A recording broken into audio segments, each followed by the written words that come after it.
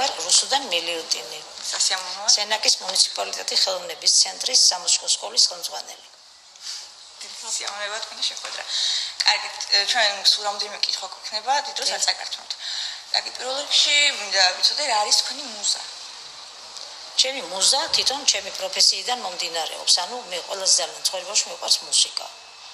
სკოლაში სწავლობდი ფრიადებზე, ოქროს მედლით მაქვს დამთავრებული საჯარო სკოლა, ეს იყო ძალიან დიდი ხნის უკან.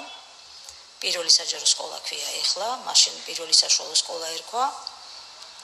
დაამთავრე ოქროს მედლით და მის წინასწარმეტყველებდნენ ბევრ სხვადასხვა პროფესიას, მათ შორის ექიმის, მათემატიკოსის, ქიმიკოსის, კიდე რა ვთქვა, ენების სპეციალისტის, და ყველა ძალიან ბევრი სხვადასხვა საგნის პედაგოგი მის წინასწარმეტყველებდა, რომ შენ უნდა გამოხიდებ თქვა აი თავისი პროფესიის მიხედვით და მოხდა ისე რომ 7 წლები რომ დავამთავრე მუსიკალურ სკოლაში. პარალელურად ვსწავლობდი საჯარო სკოლის მერვე კლასში. ანუ 8 კლასი დასრულდა სკოლაში და 7 წლები მუსიკალურში. მე როგორც ბრიადოსან მოსწავლეს მუსიკალურში, მირჩიეს რომ მე უნდა გავაგზავნო ჩემი მუსიკალური კარიერა და შევედი ქალაქ თბილისის მელიტონ ბარანჩაძის სახელობის მესამე სამუსიკო სასწავლებელში. მაშინ მესამე სამუსიკო სასწავლებელი, მეოთხე სამუსიკო სასწავლებელი ერქვა. მე გადაკეთდა მესამედ. და ჩვენი დირექტორი იყო საყოველთაოდ ცნობილი მუსიკოსი, პიანისტი ქსენია ჯიქია.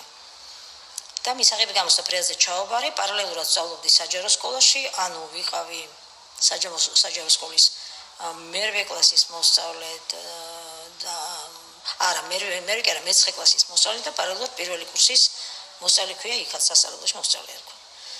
მე დავამთავრე საჯარო სკოლა 66-ში.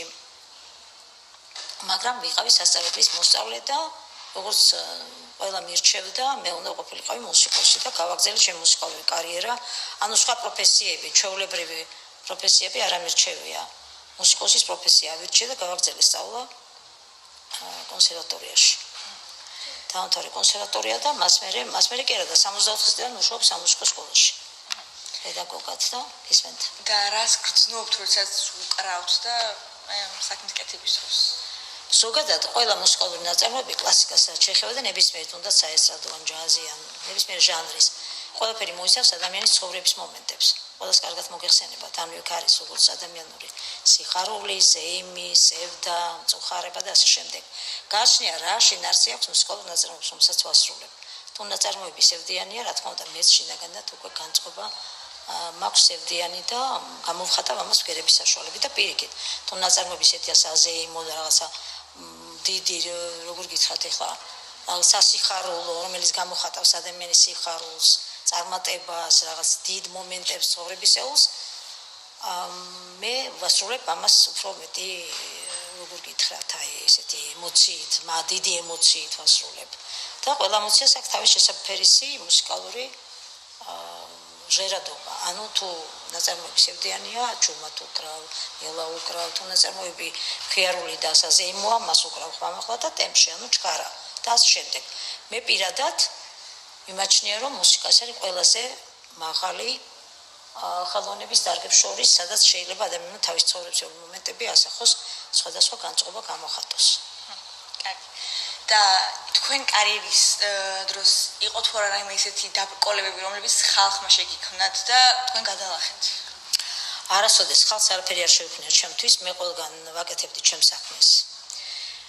ისე როგორც ვთვლი რომ უნდა მეკეთებინა, ანუ ვთვლი რომ კარგ დონეზე ვაკეთებდი და შესაბამისად სკოლას, საჯარო სკოლას, სასწავლებლის და კონსერვატორიას მაქვს დამთავრებული ფრიადზე.